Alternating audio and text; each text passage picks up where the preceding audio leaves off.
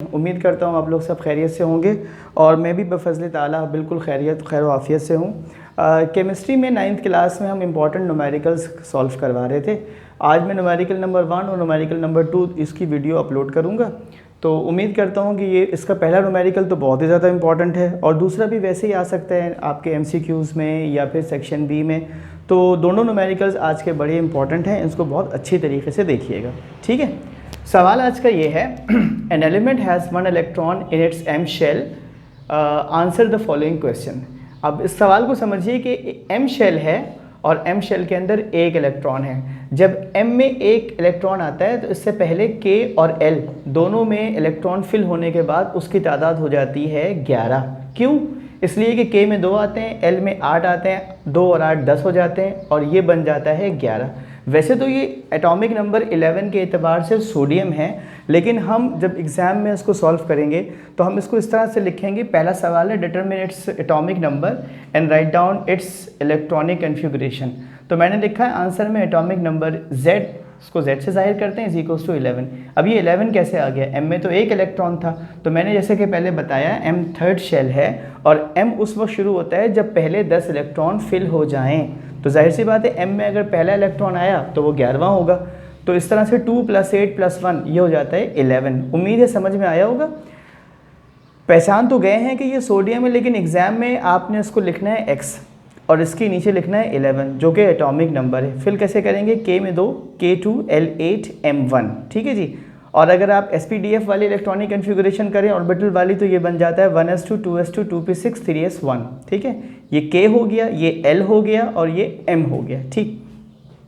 Question number 2 है, इसका part 2 है, identify its group, period and block.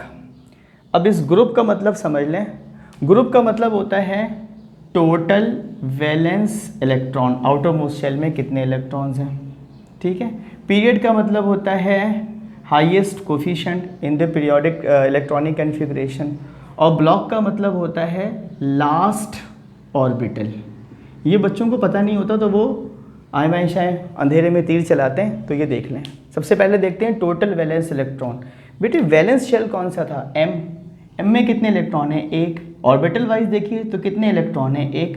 तो मैंने लिखा है इसको 1, ठीक है। A इसलिए लिखते हैं कि अगर S पर या P पर बात ख़त्म हो इलेक्ट्रॉनिक कन्फिगरेशन की तो इलेक्ट्रॉनिक ग्रुप के साथ आता है A। D या F पर ख़त्म होता तो हम इसे लिखते B।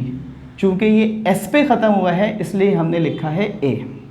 उम्मीद करता हूँ ग्रुप 1A समझ में आ गया होगा। अब चलते हैं पीरियड। पीरियड को मैंने बोला हाईएस्ट कोफिशिएंट। देखिए ये 1 है, 2 इससे बड़ा है और 3 सबसे बड़ा है।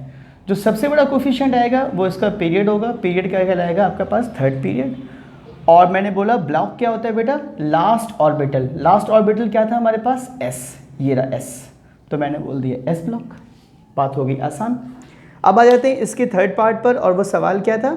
Write down it's 3 characteristics. जब ग्रुप पता चल गया आपको क्योंकि ये अल्कली मेटल्स हैं तो आप इसकी 3 प्रॉपर्टीज़ आराम से लिख सकते हैं। क्या?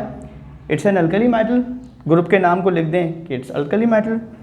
1 आया था यहाँ पर, ये इसकी वैलेंसी है तो लिखते हैं इट्स वैलेंसी इज़ +1। आप 1 भी लिख सकते हैं, प्लस की साइन ना डालें, वो वैसे ही ऑब्वियसली प्लस होता है। It's an strong reducing agent. एक इलेक्ट्रॉन है दूसरे को रिड्यूस कर देगा और ख़ुद ऑक्सीडाइज हो जाएगा, ठीक है। क्वेश्चन नंबर 1 का पार्ट 4 है इसका, write down the name and symbol of radio active elements of this group. यानी जिस ग्रुप की आपने इस एलिमेंट को आइडेंटिफाई किया है, इस ग्रुप में मौजूद किसी रेडियो एक्टिव एलिमेंट का नाम और इसका सिंबल बताइए। तो ग्रुप 1A में जो एक ही एलिमेंट है जो कि कहलाता है फ्रेंशियम और इसका सिंबल है Fr। तो मैंने लिखा the name of radio active element of this group is francium and it's symbol is Fr। कोई कन्फ्यूजन तो नहीं होनी चाहिए, सवाल बहुत आसान था। क्वेश्चन नंबर 2 पर आ जाते हैं। Calculate the number of moles in 20 gram of C6H12O6। Glucose के अंदर आपसे पूछा है कि अगर आपको 20 ग्राम्स दे दिए जाएं तो इसके नंबर ऑफ मोल्स बताएं। डेटा बनाया मैंने, mass of glucose is equals to M के सिंबल से मैंने रिप्रेजेंट किया, is equals to 20 gram. Molar mass निकाला है C6H12O6 का, आप देख सकते हैं कार्बन का 12 मल्टीप्लाई बाय 6, हाइड्रोजन का 1 multiply by 12, oxygen 16 multiply by 6, multiply किया, ऐड किया तो आ गया 180।